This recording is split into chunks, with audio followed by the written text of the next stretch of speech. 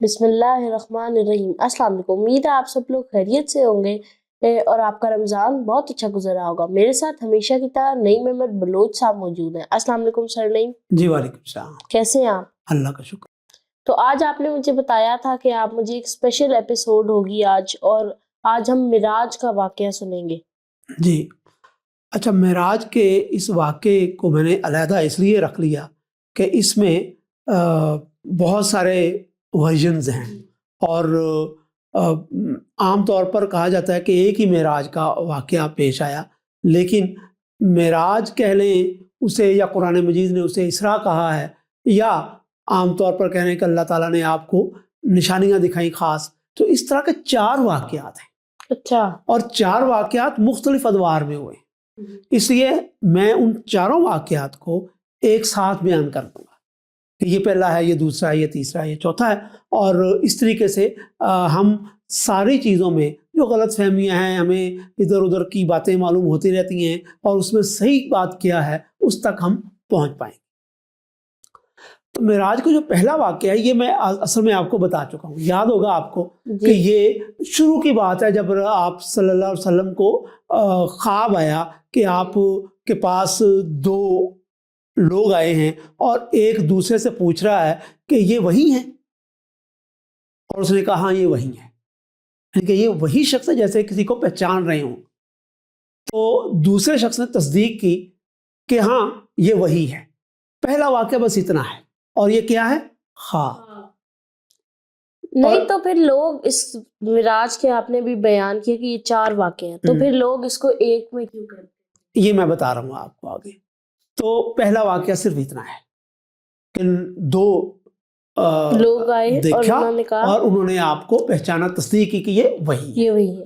اچھا، دوسرے واقعے میں یہ بیان کیا جاتا ہے کہ رسول کریم صلی اللہ علیہ وسلم پھر انہوں نے خواب دیکھا، اور اس خواب میں وہی سلسلہ دوبارہ شروع ہوا، جیسے کہ وہ 2 لوگ آپ کے پاس آئے ہیں اور انہوں نے آپ کو پہچانا ہے، تو آگے جہاں پہ وہ کہتے ہیں کہ یہ وہی ہے، اس واقعے کے آگے پھر دوسرا خواب شروع ہوتا ہے، یعنی کہ دوسرا واقعہ شروع ہوتا ہے کہ رسول کریم صلی اللہ علیہ وسلم نے دیکھا کہ ان میں سے ایک نے آپ کو پکڑا،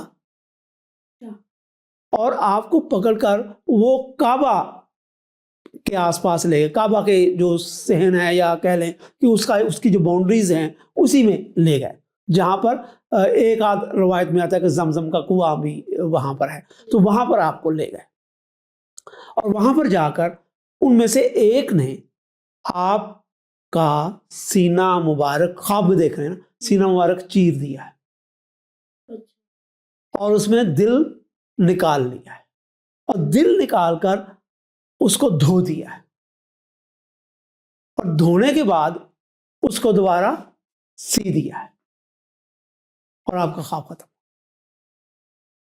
یہ اب دوسرا واقعہ ہو۔ اچھا، یہ واقعہ کب آئے؟ دونوں واقعہ، پہلے واقعے کے بارے میں عام میرا اپنا خیال یہ ہے کہ یہ نبوت سے پہلے کا ہے، جس میں صرف 2 لوگ آپ کو دیکھ رہے ہیں، اور دوسرا واقعہ جو ہے یہ نبوت ملنے سے چند دنوں پہلے کا یا چند دنوں بعد کا ہے، یعنی کہ بہت، آپ ابھی نبی بنانے کا اعلان ہوا ہی ہے تو یہ واقعہ ہو۔ جو تیسرا واقعہ ہے یہ سب سے طویل خواب ہے، یعنی کہ وہ بھی کیا ہے؟ خواب۔ اس میں آپ نے دیکھا اسی سلسلے میں کہ جب آپ کا دل صاف ہو گیا ہے تو اس کے بعد آپ کو احساس ہو گیا ہے کہ حضرت جبرائیل علیہ السلام آئے۔ اب حضرت جبرائیل علیہ السلام کو تو آپ پہچانتے ہیں نا، انہوں نے آپ کو اصل شکل میں بھی دیکھا ہے، لیکن اس وقت وہ شاید انسانی شکل میں تھے، شاید ہو سکتا ہے اصل شکل میں ہو، یہ ہم یقین سے نہیں کہہ سکتے۔ تو کیونکہ خواب میں رسول کریم صلی اللہ علیہ وسلم نے یہی بیان فرمایا کہ جبرائیل آئے، اور انہوں نے آپ کو کہا کہ آپ ہمارے ساتھ چلیں۔ اچھا، اب اس واقعے کی بہت ساری نریشنز ہیں۔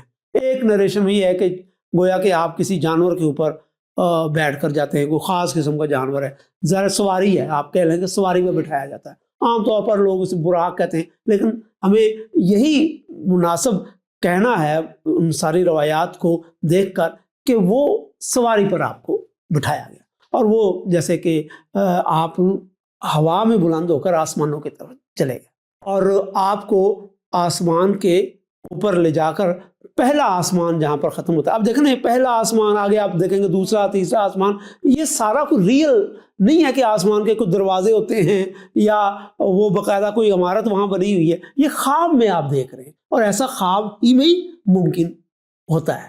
تو آپ کو پہلے دروازے پر لے کر جایا گیا حضرت جبریل نے اور وہاں پر دروازہ کھلوایا گیا اور جو اندر تھے انہوں نے کہا کہ ان کو آنے کی اجازت ہے، تو انہوں نے کہا جی ہاں مجھے اجازت ہے، آپ نے اپنا تعارف کروایا۔ تو جو تھے پہلے آسمان پر وہ ملے حضرت آدم علیہ السلام، حضرت آدم علیہ السلام آپ کو ملے اور انہوں نے آپ سے بات چیت کی، آپ کے بارے میں آپ کو دعا کی آپ کے لیے اور برکت کے لیے دعا کی، تو پھر آپ ان سے الیک کر کے اور پھر آپ دوسرے آسمان کی طرف۔ یہ سارا کہاں ہو رہا ہے؟ پہلے آسمان پہ۔ اور یہ کس کیفیت میں ہو رہا ہے؟ خواب۔ خواب۔ اچھا، دوسری آسمان پر آپ کو حضرت ادریس علیہ السلام ملے۔ یہ بہت شروع کے انبیاء میں سے، جب ہر بستی میں نبی آیا کرتے تھے۔ اچھا، یہ اس دور کے نبی ہیں، عام طور پر ان کے بارے میں بہت کم ہم جانتے ہیں، بس قرآن مجید میں ان کا ایک دو دفعہ نام ہی آیا ہے، اس سے پتہ چلتا ہے کہ وہ نبی تھے اور بہت شروع کے نبیوں میں سے تھے۔ انہوں نے بھی اسی طریقے سے حضور نے اپنا تعارف کروایا، انہوں نے دروازہ کھولا، آپ کو دعائیں دیں اور آپ سے مل کر انہوں نے خوشی کا اظہار کیا، پھر آپ تیسرے آسمان پر چلے۔ اس طریقے سے تیسرے آسمان پر بھی آپ کو حضرت نوح علیہ السلام، پھر چوتھے آسمان میں حضرت ابراہیم، پھر پانچویں میں حضرت موسیٰ، اس طرح آپ 7 آسمان تک آپ گئے۔ آخری آسمان میں 7ویں میں آپ کو کہہ لیں کہ آپ کو حضرت موسیٰ علیہ السلام ملے اور انہوں نے آپ نے جب الیک کی سارا، تو انہوں نے کہا کہ میں نے اور اوپر ابھی آپ کو جانا ہے۔ اچھا، وہاں پر آپ گئے ہیں اوپر اور واپس آ گئے۔ اب اوپر جا کر آپ نے، اللہ تعالیٰ نے آپ کو کچھ نشانیاں دکھائیں، جو حضور نے یہی فرمایا کہ مجھے اللہ تعالیٰ نے بہت جیسے جنت دکھائی، جیسے دوزخ دکھائی، لیکن یہ سارا ایک تمثیلی انداز میں، یہ نہیں کہ جنت دوزخ اس وقت بن چکی تھی۔ وہاں پر آپ نے بعض روایتوں میں بعض صحابہ اکرام کا بھی ذکر کیا کہ وہ وہاں، ظاہر ہے کہ وہ تو نیچے زمین پر ہے، وہ آنے والے وقت میں وہاں پر پہنچیں گے، تو یہ اس سے بالکل شیور ہو جاتا ہے کہ یہ کوئی ریئل واقعہ نہیں ہے، یہ خواب کا واقعہ۔ اچھا، واپس آئے، واپس آ کر وہ بڑا مشہور واقعہ ہے کہ حضرت موسیٰ علیہ السلام اسی طریقے سے آپ پہلے 7ویں پھر 6ویں سے، لیکن 7ویں آسمان پر جب حضرت موسیٰ سے ملے تو انہوں نے کہا کہ جی آپ کو اللہ تعالیٰ نے کیا آپ سے کہا، یا تو انہوں نے کہا کہ مجھے اللہ تعالیٰ نے 50 نمازوں کا کہا ہے کہ آپ کی امت 50 نمازیں پڑھے۔ تو حضرت موسیٰ نے کہا کہ آپ کی امت نے 50 نمازیں نہیں پڑھی، آپ واپس جائیں، اللہ تعالیٰ سے درخواست کریں کہ اس میں کچھ کمی کر دیں۔ آپ گئے، واپس آئے، حضرت موسیٰ نے پوچھا جی، انہوں نے کہا جی اب اللہ تعالیٰ نے مجھے 10 نمازیں کم کر کے 40 نمازوں کا کہا ہے۔ حضرت موسیٰ نے کہا کہ آپ وہ آپ کے بزرگوں کی طرح ملے نا، کیونکہ وہ بہت پہلے کے نبی ہیں، تو انہوں نے کہا کہ آپ واپس جائیے، آپ کی امت نے 40 بھی نہیں پڑھنی۔ پھر آپ واپس گئے، پھر آئے، آپ نے بتایا کہ اب 30 کر دی گئی ہے، انہوں نے کہا 30 بھی نہیں پڑھنی۔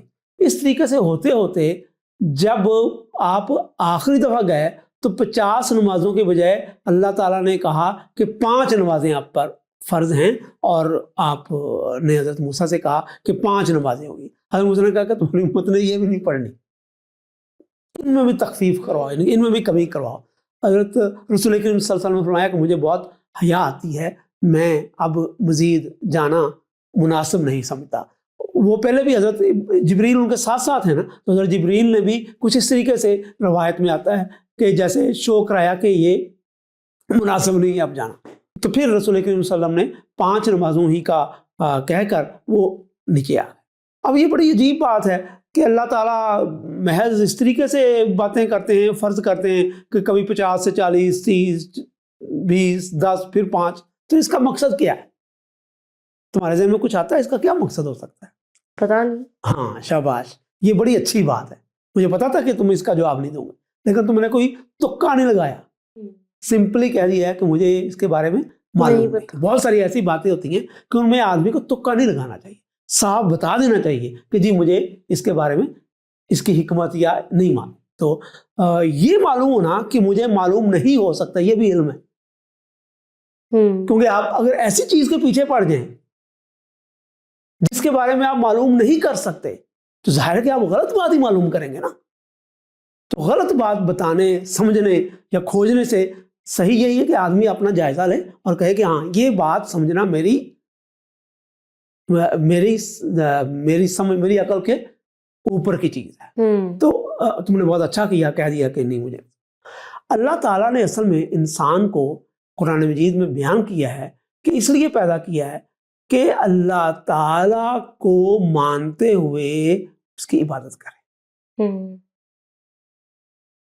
اور اب عبادت کیا بہت سارے اشکال ہیں, اس کی بہت ساری شکلیں ہیں. ہم نماز بھی پڑھتے ہیں, ہم روزہ بھی رکھتے ہیں, ہم مالی عبادت بھی کرتے ہیں, ہم حج بھی کرتے ہیں, ہم نوافل بھی پڑھتے ہیں. تو یہ مختلف شکلیں ہیں عبادات کی.